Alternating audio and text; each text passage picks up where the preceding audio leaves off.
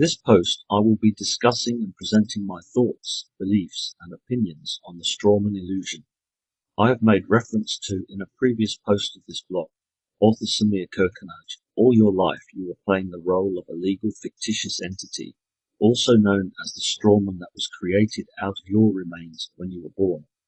Your umbilical cord placentas was part of you. They were deposited, and a birth certificate was created on that dead part of you. All life you were living an illusion, carrying legal documents that were not for you, but for the part that died the moment you were born. As per the Gregorian copyrighted calendar, I will present two perspectives, the legal Strawman definition and the spiritual Strawman definitions below. Source ChatGPT, big tech tool. Can you please define what a perspective is in legal terms and spiritual terms? ChatGPT. The term perspective can have different meanings in legal and spiritual contexts. Let's explore the definitions in each domain. Legal perspective. In legal terms, a perspective typically refers to a point of view or a particular way of interpreting and understanding legal issues or situations. Legal perspectives can vary based on different factors, including the applicable legal principles, the interpretation of statutes and case law, and the specific legal theories or frameworks being considered. Legal professionals, such as judges, lawyers, and scholars, may approach a legal issue from different perspectives, leading to diverse interpretations and arguments. For example, legal interpretation. Different judges may have different perspectives on the interpretation of a statute, leading to dissenting opinions in a court case. Legal philosophy. Legal scholars may adopt various perspectives, such as legal positivism, natural law, or legal realism, to analyze and understand the nature of law. Spiritual perspective.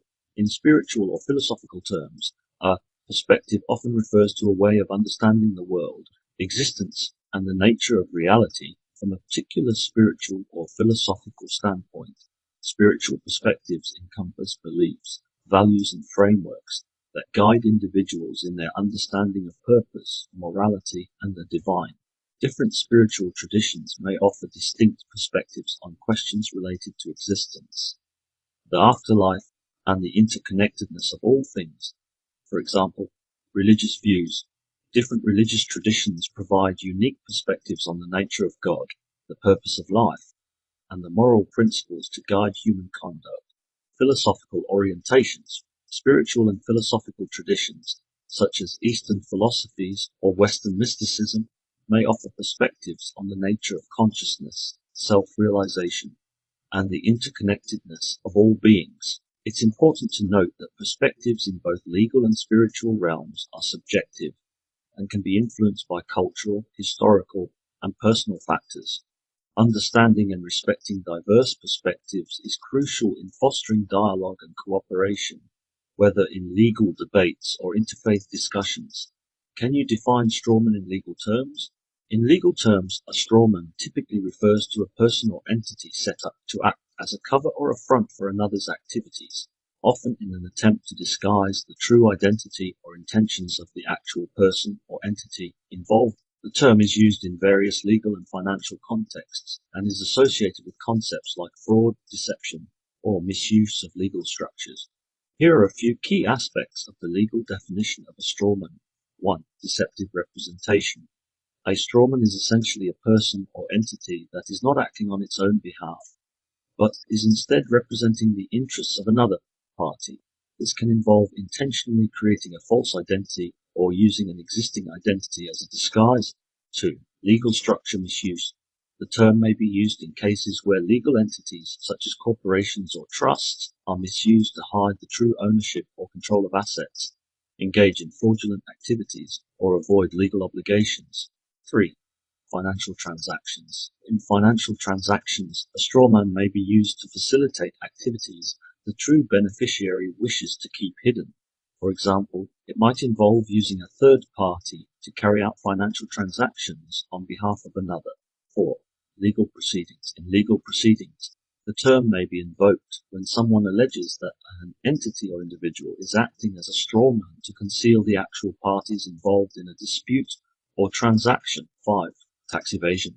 The use of strawman can also be associated with attempts to evade taxes or engage in other illegal financial activities. It's important to note that the term strawman is often used in a pejorative sense, implying some level of deception or improper conduct. However, not every use of a third party or legal entity is unlawful, and the determination of whether a strawman arrangement is illegal depends on the specific circumstances and applicable laws. Legal professionals, particularly those involved in corporate law, finance, and fraud investigation, may encounter the term strawman in the course of their work when dealing with issues related to the misuse of legal structures or deceptive practices. Can you describe strawman in spiritual and philosophical terms?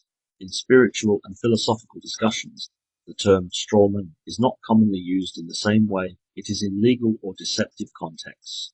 Instead, in debates, discussions, or arguments, a strawman refers to a rhetorical device or fallacy.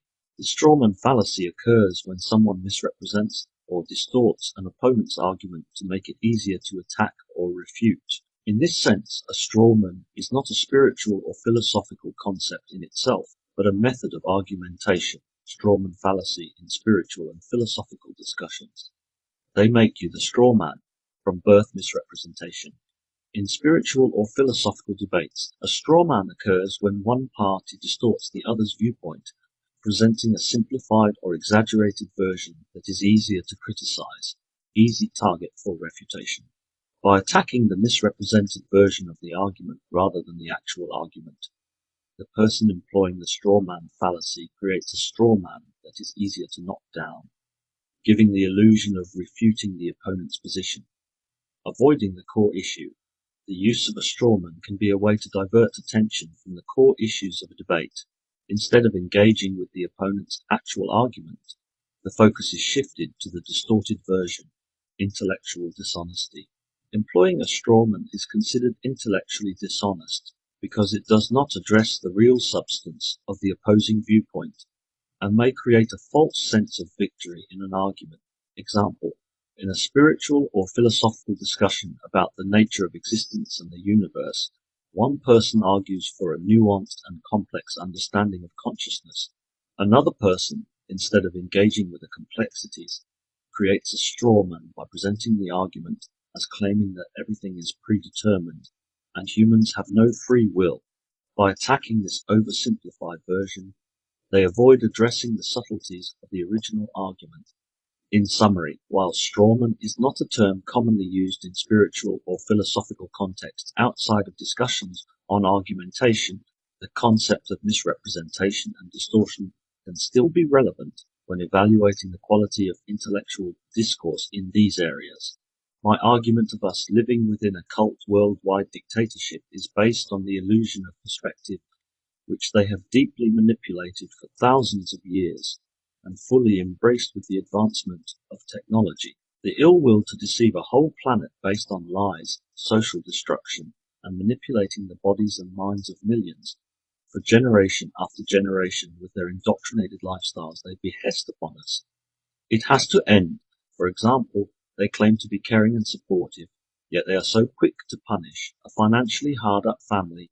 In the 2000s, I noticed the rise and drive of the government to keep children in school and for parents to force their children to attend or face punishment for both child and parent.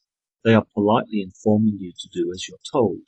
You will take your children to school, or you will be fined as a parent for neglect of the child's educational needs and told off. You will be forced to explain why attendance is lower than the average pupil that attends. My question is, how is making a poor family's life financially harder justified?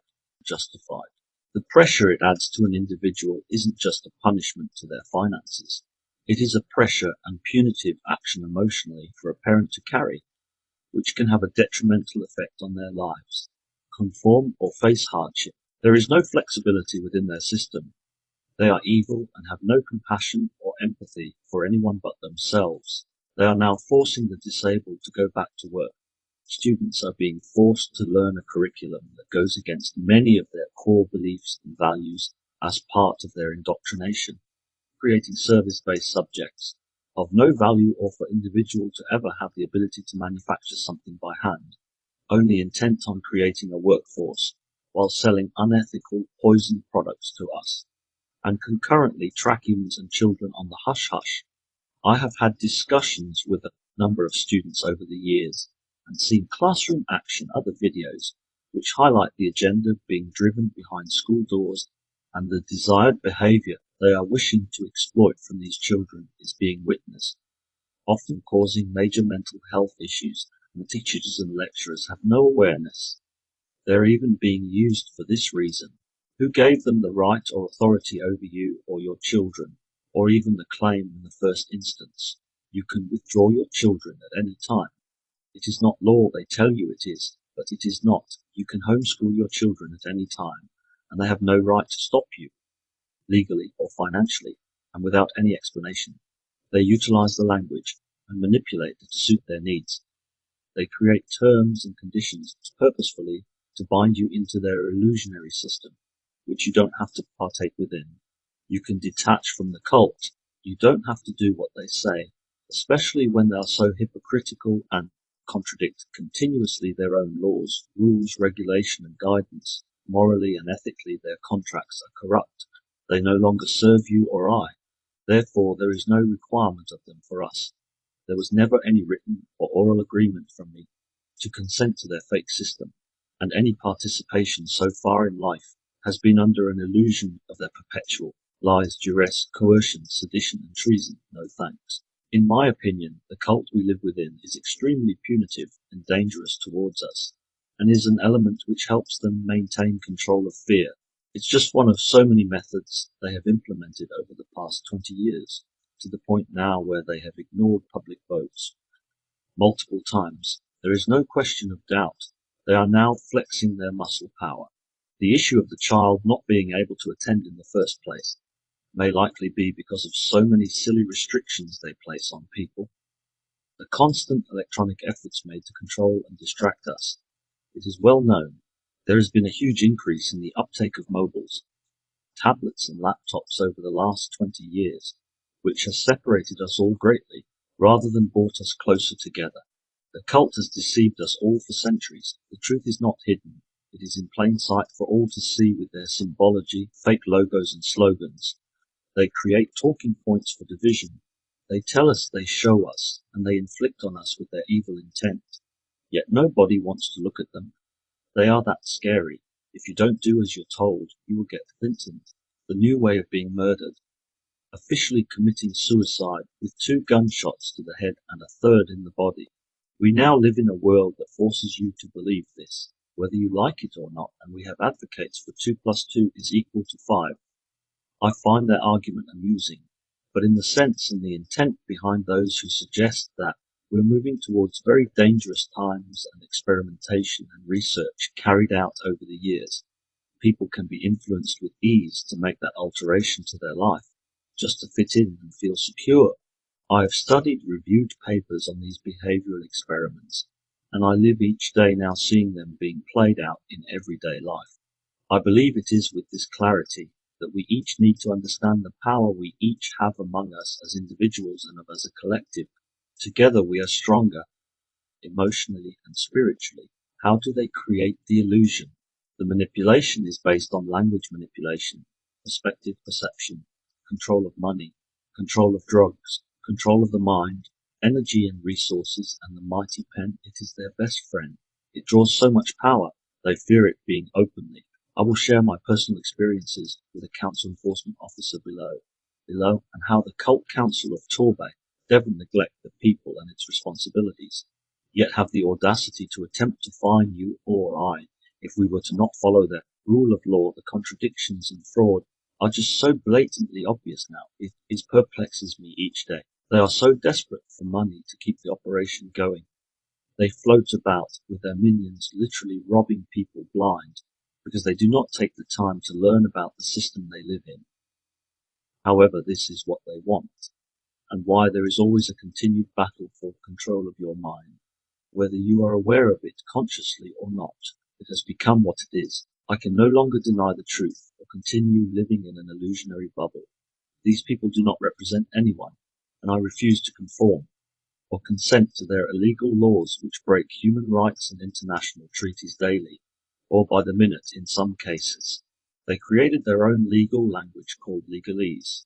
I asked ChatGPT to tell us a little about it, see reference below, and the moral and ethical viewpoints of why a collective would intentionally create its own language or alternative definition of word meaning.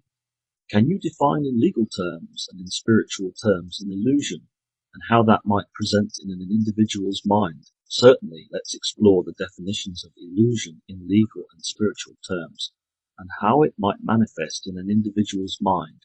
Of trust legal perspective definition in legal terms.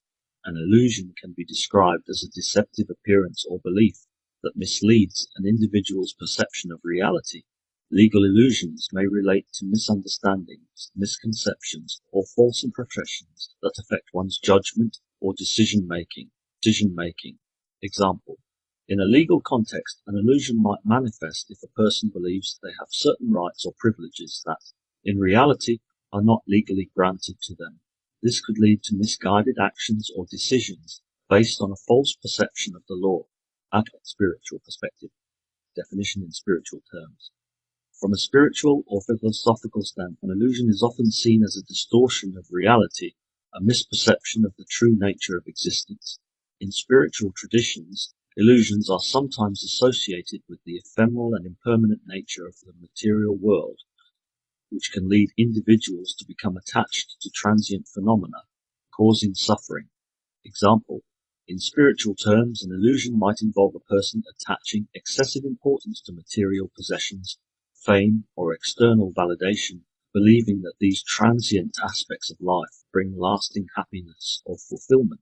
The spiritual perspective suggests that true fulfillment comes from recognizing the impermanence of these illusions and seeking a deeper, more enduring connection with the self or the divine.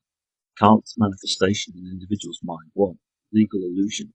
An individual may hold a legal illusion if they believe they have certain legal rights or entitlements that, upon closer examination, are not supported by the law. This could lead to legal consequences if actions are taken based on a false understanding of legal principles. They abuse their power with COVID. Government colluded with big tech to create and suppress a lie. 2. Spiritual illusion. In a spiritual context, an individual might experience illusion by placing excessive importance on external achievements, societal expectations, or material possessions as sources of happiness. The spiritual illusion involves mistaking the impermanent and transient aspects of life for enduring sources of fulfillment. Acts recognizing and addressing illusions. 1. Legal context. Legal illusions can be addressed through education, legal guidance, and a clear understanding of rights and responsibilities. Legal professionals play a crucial role in dispelling legal misconceptions and guiding individuals toward accurate legal perspectives. 2. Spiritual context. Spiritual practices, self-reflection, and guidance from spiritual leaders can help individuals recognize and address spiritual illusions, developing a deeper understanding of the self. Cultivating mindfulness and embracing spiritual teachings may contribute to a more authentic and fulfilling life. It's essential to note that the perception of illusions can vary among individuals and is influenced by cultural, societal, and personal factors. Legal and spiritual clarity often requires ongoing learning, self-awareness, and engagement with relevant authorities or sources. Previously, I highlighted language of legalese. Here is the response. Please give details of legalese as a noun. ChatGPT. Legalese is a term used to describe the specialized and often complex language that is characteristic of legal writing and communication. It refers to the use of formal, technical, and precise language in legal documents, contracts, statutes, and other legal communications.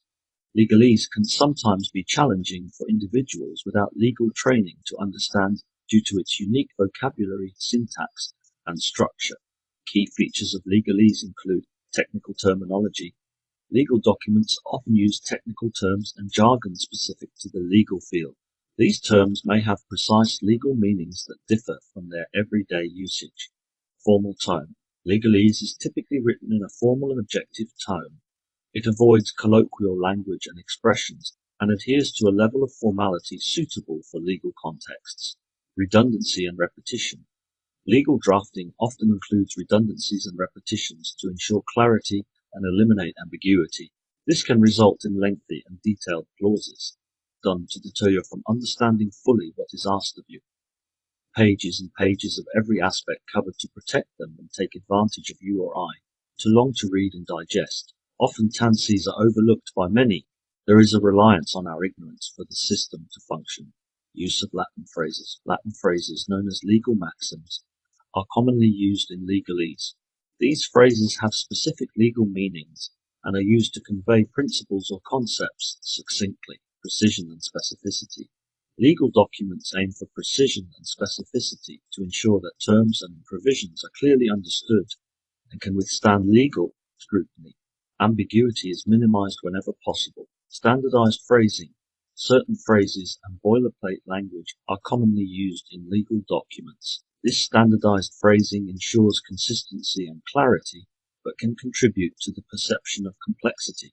Examples of legalese may include terms like hereinafter, heretofore, notwithstanding, or the use of Latin expressions like quid pro quo quo, or sine qua non, sine qua non. While these linguistic features serve specific purposes in legal writing, they can create barriers for individuals not trained in the law.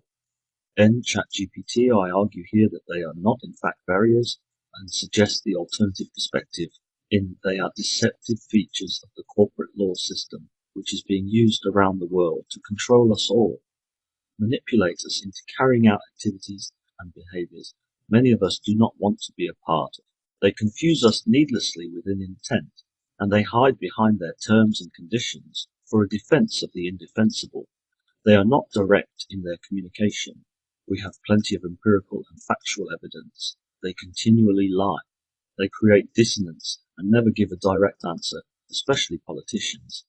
ChatGPT efforts have been made in recent years to promote plain language in legal writing, aiming to make legal documents more accessible to a broader audience. Clear and straightforward communication is valued for enhancing understanding and promoting transparency in legal matters.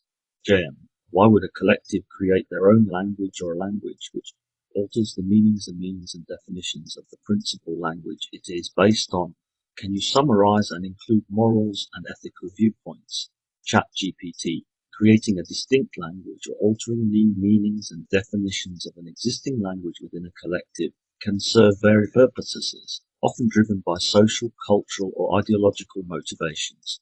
The decision to develop a unique language may have both practical and symbolic implications, and the ethical considerations depend on the intentions and effects of such linguistic practices. Here are some reasons and perspectives to consider. Reasons for creating a unique language. Cultural identity. Developing a unique language can be a way for a collective to express and strengthen its cultural identity. It may serve as a marker of distinction and foster a sense of belonging among group members. Symbolic resistance. Language alteration can be a form of symbolic resistance against dominant cultures or power structures. It allows a community to assert its autonomy and challenge linguistic norms associated with prevailing authorities, secrecy or exclusivity. Creating a language with altered meanings can serve practical purposes such as maintaining secrecy or exclusivity within the group. This is often seen in subcultures, secret societies, or closed communities. Artistic expression.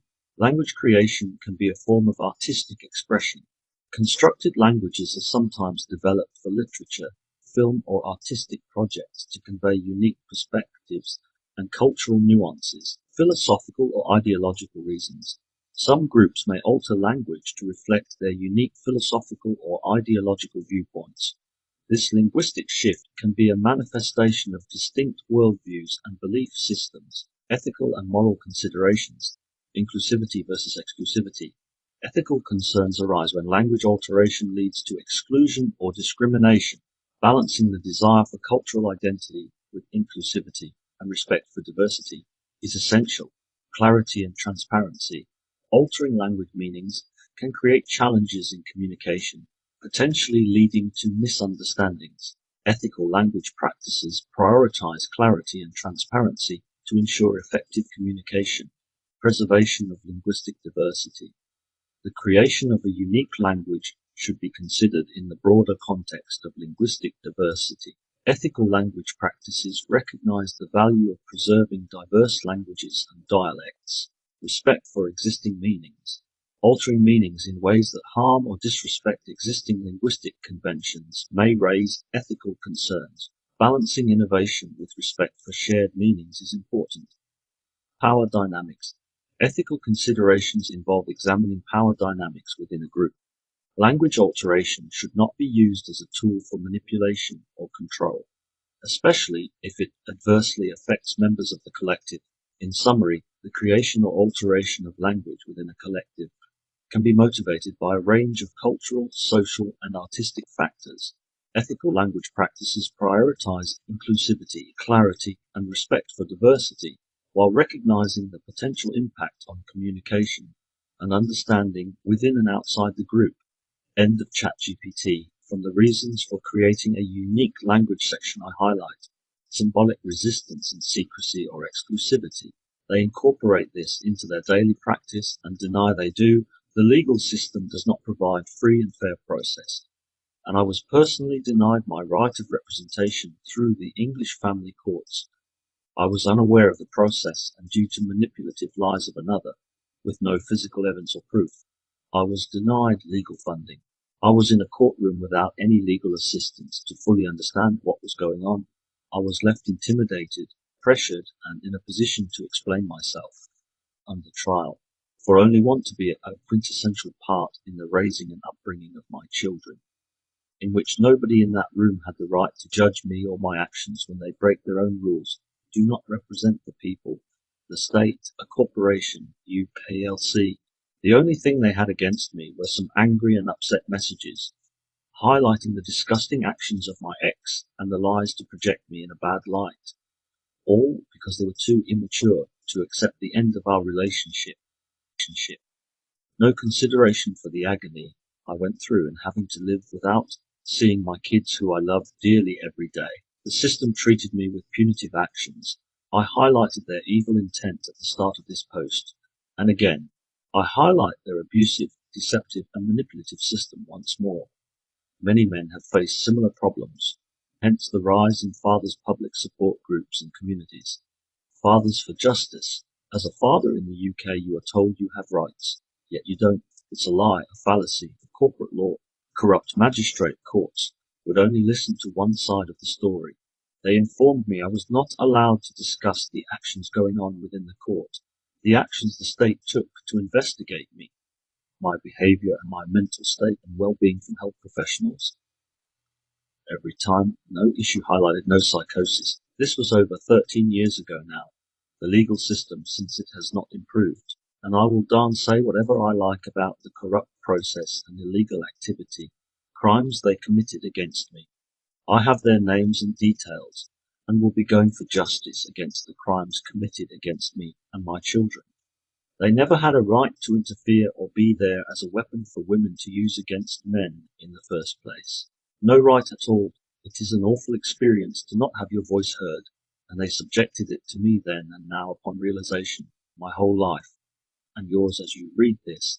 These institutions and organizations are beyond corrupt, and it continues to be unfair to many to continuing to accept this neglect of the people and their rights as a human being. I now reference the ethical and moral considerations of how legalese was used against me and is being used against us. They excluded me. I was not allowed the equal right to a defense. I was unable to afford a solicitor and had to represent myself, yet my ex-partner could claim legal representation on manipulation of context and their own behaviour being ignored by professional legal aid services and discriminated on grounds of health and grounds being male. I was distinctly treated differently throughout the process, not given the same respect, and my concerns of her forcing our kids to behave and conform to her beliefs without question was unnecessary, yet I have every right to hold another individual in care of my kids, to account for their neglectful actions and questionable behaviours to begin with. The lack of clarity and transparency of the terms and language utilised within the paperwork made it difficult to communicate my issues Because I could not understand the legal process, I relied on what may have not been impartial advice from the magistrates. It put me in a position of weakness in respect to my ex, who had a representative present at all times who was extremely rude and pressing on matters they created from the outset. It was highly questionable and immoral behaviour. I now understand the corruption of the court system and call it out for its illegal activities against many.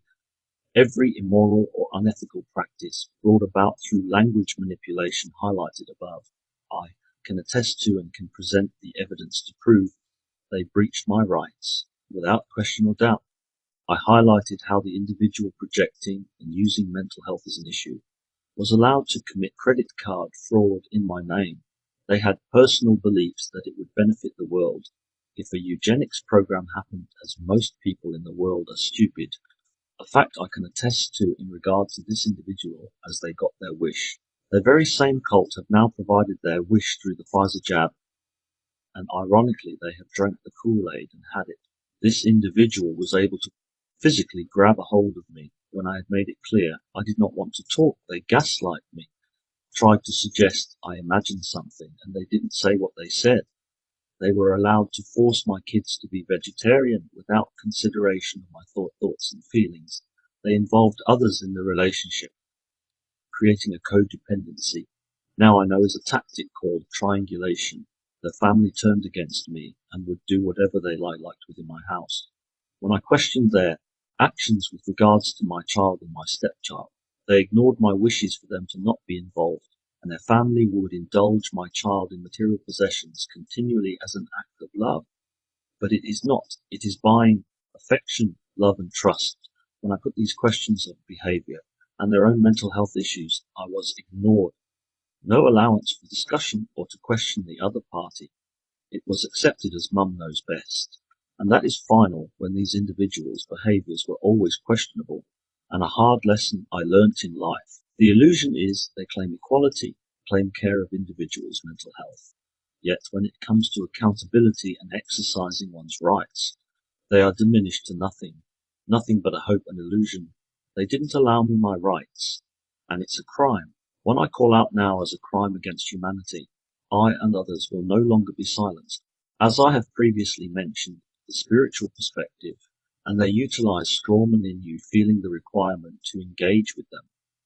Through ignorance of the system and game they play, they distort the truth of fair representation, continuously deceive, which is highly immoral and unethical, which is the fundamental practice of their system, and why there are two distinct perspectives, the legal aspect and their framework purport to be representatives of the people.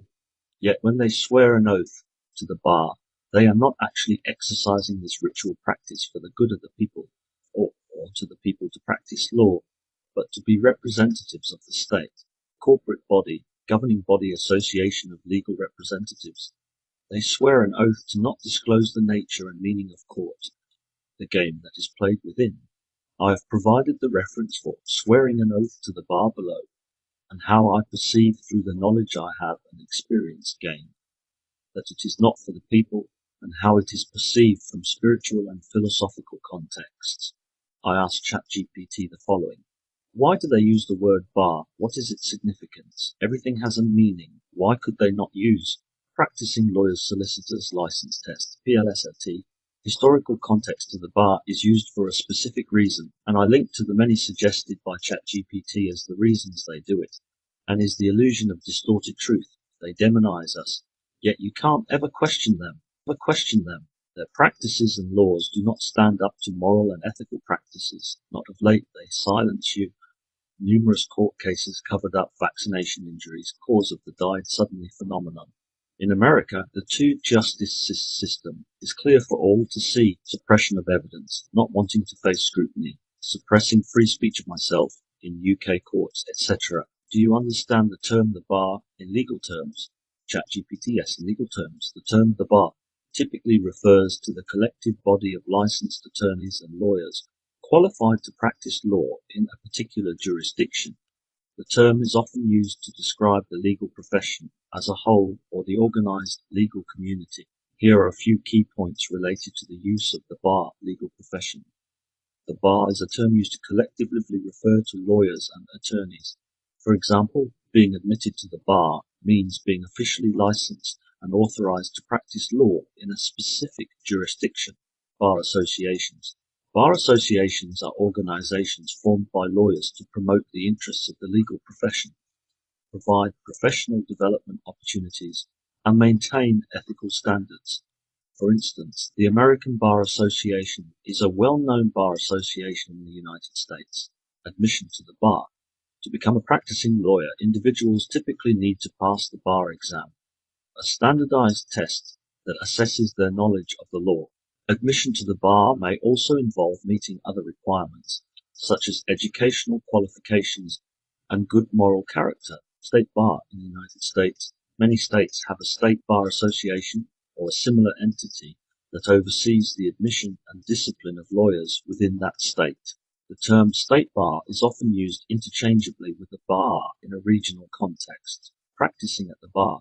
When lawyers are said to be practicing at the bar, it means they are actively engaged in the legal profession, representing clients, providing legal advice, and participating in legal proceedings. Inns of Court. In the United Kingdom, the term Inns of Court is sometimes used in a similar sense, referring to professional associations for barristers. Understanding the term the bar is important in legal contexts, especially when discussing legal practice, professional standards, and the regulatory framework governing lawyers and attorneys. Can you make reference to what a bar may be considered spiritually or in other philosophies? In spiritual and philosophical contexts, the term bar does not commonly carry the same legal connotation as in the context of the legal profession. However, the term may be used metaphorically or symbolically in different ways, depending on the specific spiritual or philosophical framework. Here are a few examples. 1. Spiritual or ethical standards. In a broader ethical or spiritual sense, the term bar might be used metaphorically to represent certain standards or principles that individuals are expected to adhere to in their conduct. Crossing or exceeding the bar could signify moral or spiritual achievement. 2. Moral or karmic boundaries. In some philosophical traditions, the concept of a bar might be associated with moral or karmic boundaries. It could symbolize the limits of ethical behavior or the consequences of actions that go against moral principles. 3. Metaphysical barriers. In certain spiritual or mystical traditions, the term bar might be used to describe metaphysical barriers or thresholds that one must overcome to achieve higher states of consciousness or spiritual enlightenment. 4. Thresholds in rituals. In rituals or ceremonies, the term bar could be used metaphorically to represent a threshold that individuals must cross as part of a spiritual initiation or rite of passage. 5. Symbol of separation or connection. Depending on the specific context, bar might symbolize a separation between the mundane and the sacred, or it could represent a connection between different realms or dimensions in certain spiritual cosmologies. 6. Symbolism in sacred spaces. In religious or spiritual architecture, the term bar might be used symbolically to represent divisions within sacred spaces, such as the sanctuary and the congregation area, emphasizing the sacredness of certain areas. It's crucial to note that the interpretation of the term bar in spiritual or philosophical contexts can vary widely based on cultural, religious, or philosophical traditions. As with any symbolic language, understanding the specific cultural or philosophical framework is essential to grasp the intended meaning. Is it a coincidence there are so many spiritual references to bar? It does highlight what some use of the word could be used for. I believe the term bar is used by the evil corporation for the very suggested reasons above, each one, and they channel evil into the world through their unethical behavior and practice. The illusion of justice, fairness, and equality, when all they do is create barriers and separation, purposely disconnect people from their rights with each day that passes, and then gaslight you and try to discredit you when you call them out on the illusion they have created. It's all written above and defined. The conclusion is, can you recognize the alternative perspective? Accept that one is for the good of you and the other as a defense, wants only for you to decide for yourself autonomously, without influence of them or me. Can you discern good and bad? Do you understand how they divide? And use the words to empower themselves, negate responsibility, fool you and I. From the concept of Occam's razor, I draw the attention to their practice as a scam to mass delude people.